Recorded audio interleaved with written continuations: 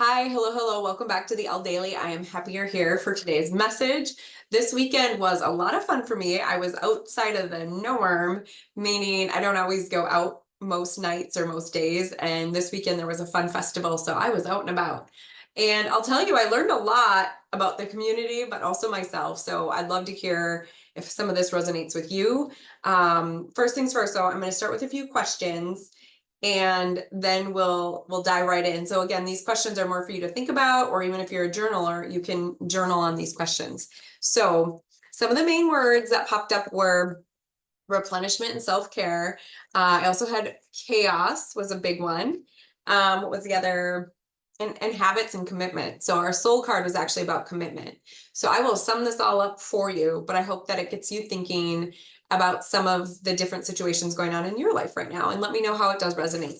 So first questions, here we go. Do you feel guilty for putting yourself first?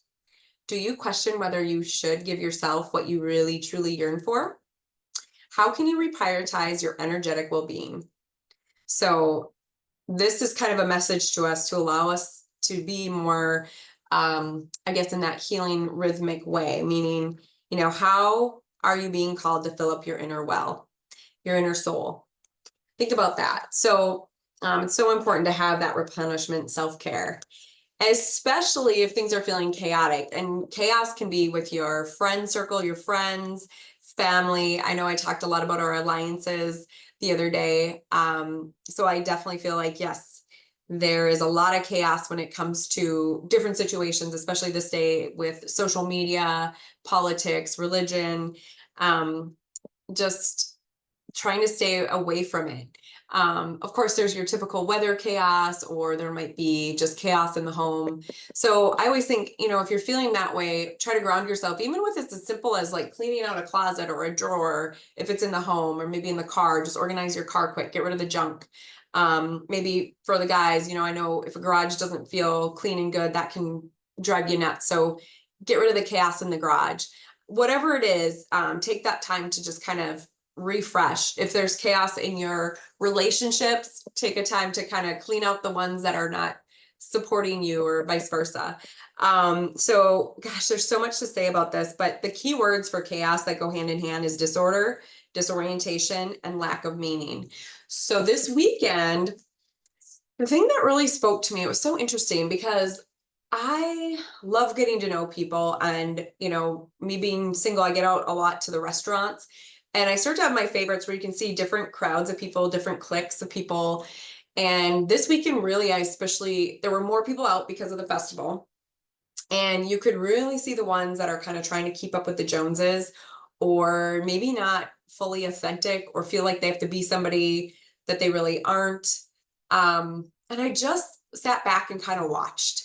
And I thought, I am so happy that I am in the place that I am in, where I don't feel like I have to be anybody that I'm not.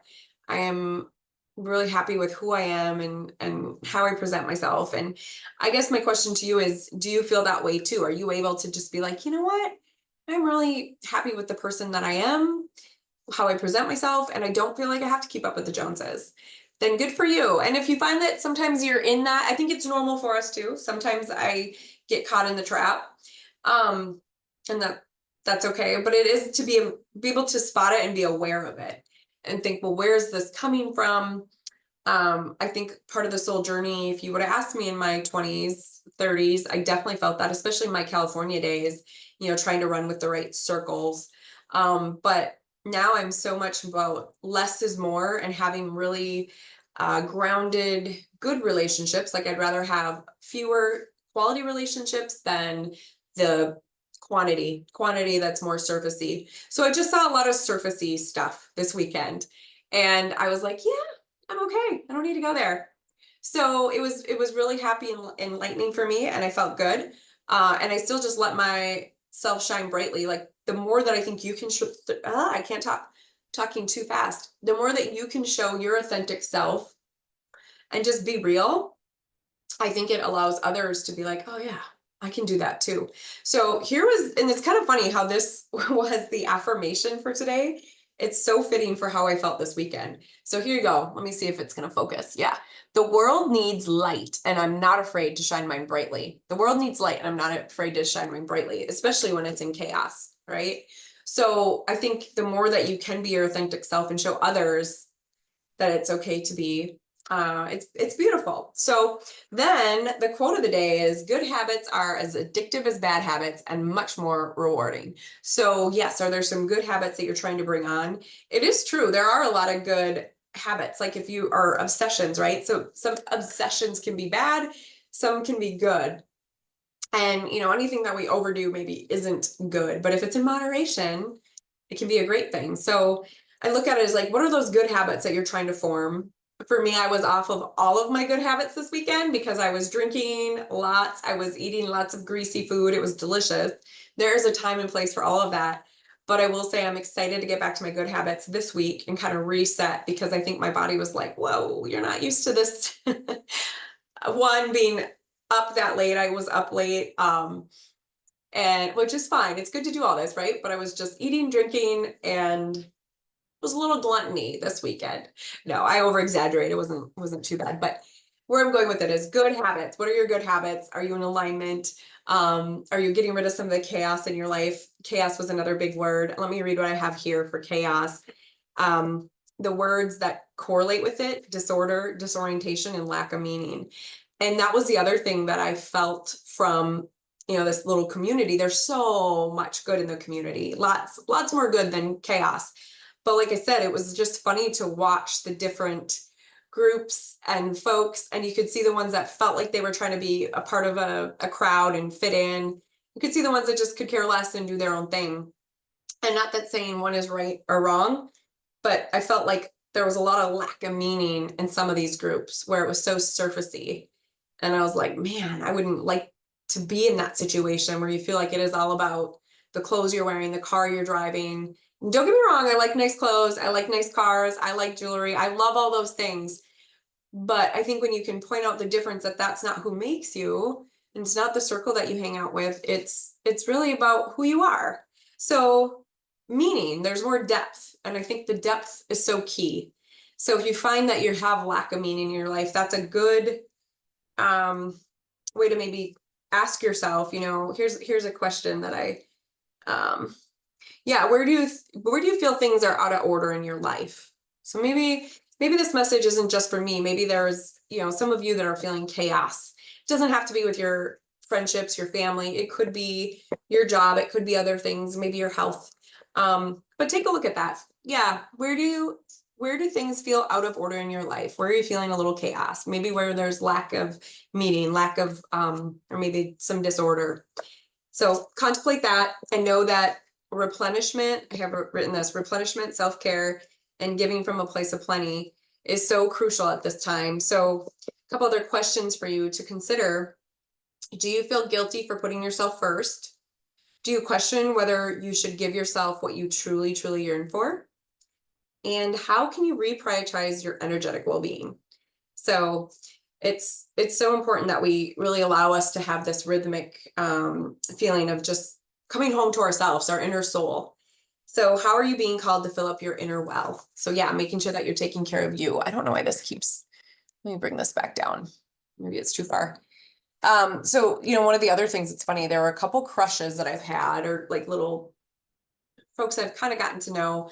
And this weekend too, I saw them a lot in my circles.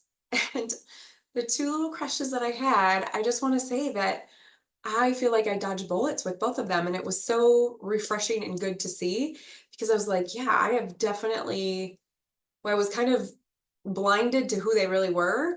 And I just was able to see some of the true colors this weekend, and it was awesome.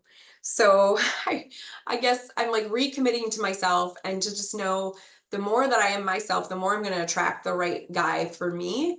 And I definitely don't want to be stuck in that like circle of, I don't even want to say it, because I don't want to sound like I'm judging it, because I'm not. There's nothing wrong with that, but I just feel good knowing that I don't need to be in that inner circle of whatever it is. All right, so let me end it on the commitment note.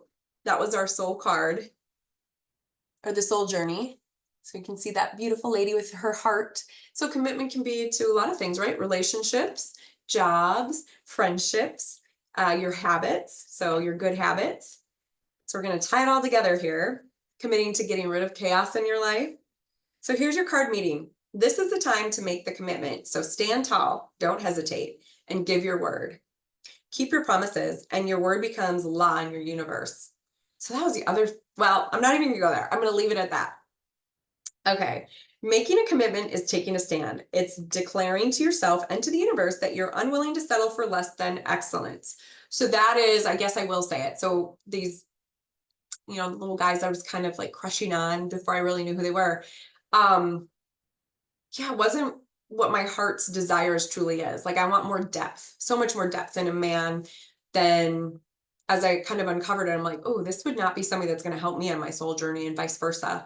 And if this is who they are, who they think they need to be to keep up with the Joneses, it's just not my thing.